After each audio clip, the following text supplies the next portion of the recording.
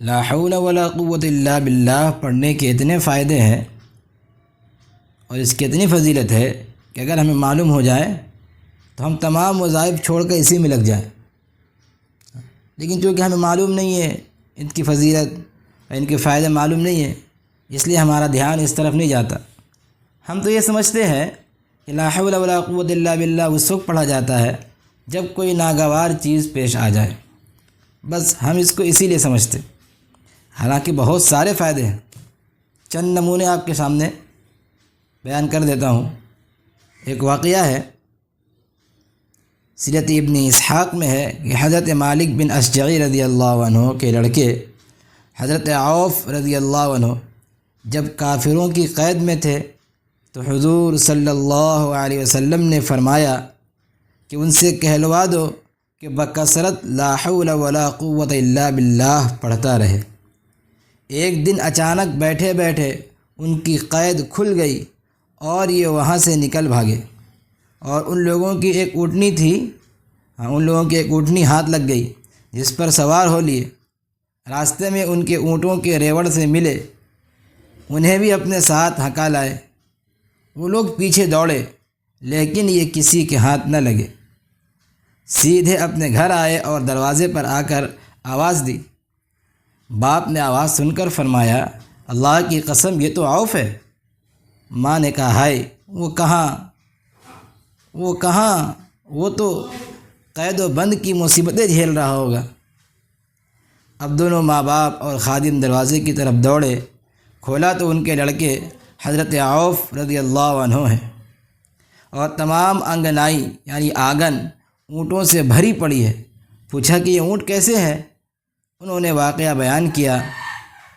کہا، اچھا ٹھہرو، میں حضور صلی اللہ علیہ وسلم سے ان کی بابت یعنی ان کے بارے میں مسئلہ دریافت کرا۔ حضرت محمد صلی اللہ علیہ وسلم نے فرمایا، وہ سب تمہارا مال ہے، تم جو چاہو کرو۔ اور یہ آیت اتری، اللہ سے ڈرنے والوں کی مشکل خدا آسان کرتا ہے اور بے گمان روزی پہنچاتا ہے۔ چنانچہ اس واقعے سے چند چیزیں نکلتی ہے، چند چیزیں معلوم ہوتی ہے کہ اگر کوئی آدمی ناجائز مقدمات میں پھنسا ہے اور کوئی ناحق جیل میں بند ہے اور گھر میں تنگی ہے، کیونکہ ایک روایت میں یہ بھی ہے کہ ان کے گھر میں تنگی تھا، گھر میں تنگی ہے، اس وقت آدمی لا حول ولا قوت الا باللہ کو کثرت سے پڑھے، ان تمام مصیبتوں سے آدمی بچ جائے گا۔ ایک اور روایت میں حضرت ابو ہریرہ رضی اللہ عنہ سے مروی ہے کہ رسول اللہ صلی اللہ علیہ وسلم نے ارشاد فرمایا، جو شخص لا حول ولا قوت الا باللہ پڑھتا ہے تو یہ 99 بیماریوں کی دوا ہے۔ کتنے؟ 99 بیماریوں کی دوا ہے، جن میں سے سب سے ہلکی تکلیف شدید غم ہے، یعنی آدمی سخت غم میں ہو، رنج و غم کے عالم میں ہو، تو اس کو چاہیے کہ ولا حول ولا قوت الا باللہ کثرت سے پڑھے تاکہ اس کا غم دور ہو جائے۔ ایک اور روایت میں ان کے بارے میں اس کی فضیلت بیان کیا جاتا ہے کہ مکحول رحمۃ اللہ علیہ فرماتے ہیں کہ جو شخص یہ کلمات پڑھتا ہے، لا حول ولا قوت الا باللہ، لا ملجأ ولا منجأ من اللہ الا الیہ، تو اللہ تعالیٰ اس سے نقصان کے 70 دروازے دور کر دیتا ہے، جن میں سے سب سے کم تر غربت ہے، یعنی غریبی اللہ اس کو دور کر دیتا ہے جو لا حول ولا قوت الا باللہ کثرت سے پڑھتا ہے۔ عقبہ بن عامر رضی اللہ عنہ روایت کرتے ہیں کہ رسول اللہ صلی اللہ علیہ وسلم نے ارشاد فرمایا کہ جس شخص کو اللہ تعالیٰ کوئی نعمت عطا کرے اور وہ اس نعمت کی بقا کا ارادہ رکھتا ہو، یعنی وہ چاہتا ہو کہ اللہ نے مجھے جو نعمتیں دی ہے یہ میرے پاس رہے، باقی رہے، تو اس کو چاہیے کہ لا حول ولا قوت الا باللہ کثرت سے پڑھتا رہے۔ لا حول ولا قوت الا باللہ کثرت سے پڑھتا رہے گا، اللہ تبارک و تعالیٰ اس کی نعمت اس کے پاس باقی رکھے گا۔ ایک اور روایت میں آتا ہے کہ حضرت ابو موسیٰ اشعری رضی اللہ عنہ روایت کرتے ہیں کہ نبی کریم صلی اللہ علیہ وسلم نے ان سے فرمایا، لا حول ولا قوت الا باللہ پڑھا کرو کیونکہ یہ جنت کے خزانوں میں سے ایک خزانہ ہے۔ لا حول ولا قوت الا باللہ، جنت کے خزانوں میں سے ایک خزانہ ہے، یعنی جو لا حول ولا قوت الا باللہ پڑھ رہا ہے وہ جنت کا خزانہ حاصل کر رہا ہے، اور جو جنت کا خزانہ حاصل کرے گا انشاءاللہ وہ جنت میں ضرور بے ضرور جائے گا۔ ایک اور روایت میں ہے، حضرت معاذ بن جبل رضی اللہ عنہ بیان کرتے ہیں کہ نبی کریم صلی اللہ علیہ وسلم نے ارشاد فرمایا، کیا میں تمہاری رہنمائی جنت کے دروازوں میں سے ایک دروازے کی طرف نہ کر دوں؟ حضرت معاذ بن جبل رضی اللہ عنہ نے عرض کیا، وہ کون سا ہے؟ نبی کریم صلی اللہ علیہ وسلم نے ارشاد فرمایا، وہ لا حول ولا قوت الا باللہ پڑھنا ہے۔ کہ اگر کوئی شخص چاہتا ہے کہ اس کی گھر کی تنگی دور ہو جائے، اگر کوئی چاہتا ہے کہ وہ ناجائز مقدمات میں پھنسا ہے اس سے خلاصی مل جائے، ناجائز قید و بند میں ہے،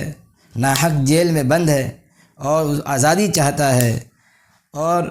کوئی چاہتا ہے کہ بڑی بڑی بیماریوں سے اسے چھٹکارا مل جائے، یہاں تک کہ لا علاج بیماری سے بھی چھٹکارا حاصل ہو جائے گا، جو شخص لا حول ولا قوت الا باللہ کی کثرت کرے گا، یعنی کثرت سے اس کو پڑھتا رہے گا۔ یہاں تک کہ اگر کوئی کسی بادشاہ کے سامنے جا رہا ہے اور اس کے جانے میں اس کو خوف محسوس ہو رہا ہے، تو اس وقت بھی اگر یہ لا حول ولا قوت الا باللہ پڑھتا ہے تو اس کا خوف اس کے دل سے نکل جاتا ہے۔ یہاں تک کہ اگر کوئی باروب آدمی ہے، باروب آدمی کے پاس آدمی جا رہا ہے اپنے کسی کام کو لے کر، اور اس کو یہ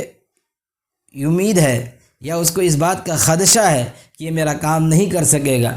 یہ میرا کام نہیں کرے گا، ہم کو ٹال دے گا، یا اس کو میرے کام کو نہیں کرے گا یہ، تو اس کو چاہیے کہ ولا حول ولا قوت الا باللہ کثرت سے پڑھے، اللہ تبارک و تعالیٰ اس کے کام کو بنا دے گا۔ لا علاج بیماریوں، نعمتوں کی بقا، بہت ساری نعمتیں اللہ نے دے دی ہے، رزق ہے ہمارے پاس، صحت ہے ہمارے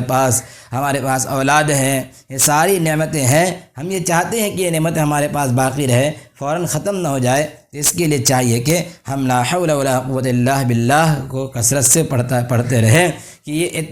اتنی اہم چیز ہے، اتنا اہم وظیفہ ہے کہ آدمی اس کو چاہے تو ہر چیز میں استعمال کر سکتا ہے، ہر چیز میں، ناجائز مقدمات کے خلاصی میں، جیل سے خلاصی میں، بیماری سے خلاصی میں، مصیبت کے دور کرنے میں، اور بیماری کے دور کرنے میں، یہاں تک کہ لا علاج بیماری ہے اس کو بھی دور کرنے کے لیے، اور یہاں تک کہ اگر جنت میں آدمی اپنا مقام حاصل کرنا چاہتا ہے کہ ہمیں جنت مل جائے، تو اس کے لیے بھی ہے کہ لا حول ولا قوت الا باللہ کثرت سے پڑھے اور تقوی اختیار کرے۔ اللہ تبارک و تعالی یہ تمام نعمتیں ہمیں عطا کرے گا جب ہم لا حول ولا قوت الا باللہ کی کثرت کریں گے، شرط یہ ہے کہ ساتھ میں تقوی اختیار کرے، اللہ سے ڈرتا رہے۔ اللہ تعالی ہم سب کو عمل کی توفیق عطا فرمائے۔